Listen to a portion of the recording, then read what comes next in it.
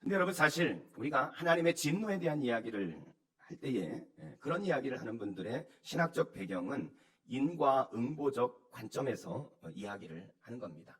여러분, 사실 이런 인과응보적 이런 관점을 적용할 때에는 우리가 너무 단순한 논리로 접근하면 위험할 수 있다는 것을 우리가 기억해야 됩니다.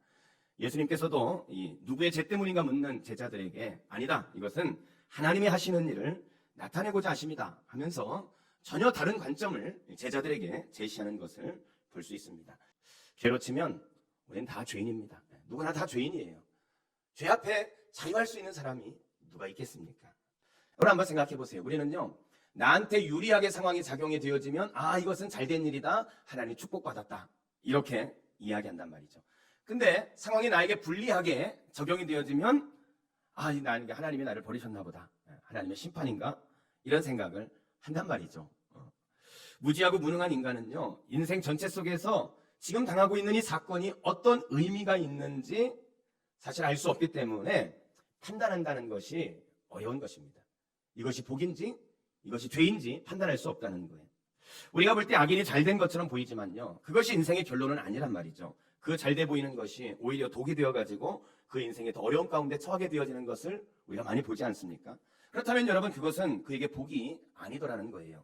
인생의 어려움을 겪는 것이 저주입니까? 여러분, 오히려 그 어려움을 통해서 그 인생이 역전되어져 가지고 새로운 전기를 마련하는 그런 경우들도 많이 보지 않습니까? 그래서 우리 찬송가에서도 큰 물결 일어나 나 쉬지 못하나 이 풍랑으로 인하여 어떻게 간다고요? 더 빨리 갑니다 하고 고백하지 않습니까? 그렇다면 여러분, 그것은 저주가 아니라 그것은 하나님께서 우리를 복주시기 위한 하나의 과정이다, 이렇게 볼 수 있지 않겠습니까?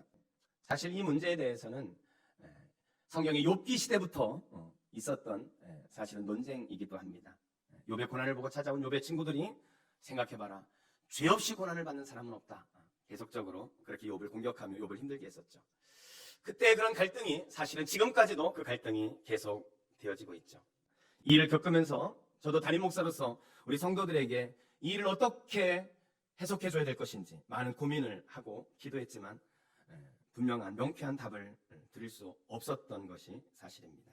그러던 중에 기도하는데 하나님께서 제게 주신 약속이 하나 있었어요. 약속. 그래서 지금까지 매일 그 말씀을 붙잡고 기도하고 시간이 될 때마다 성도들에게 나누고 있는 말씀입니다.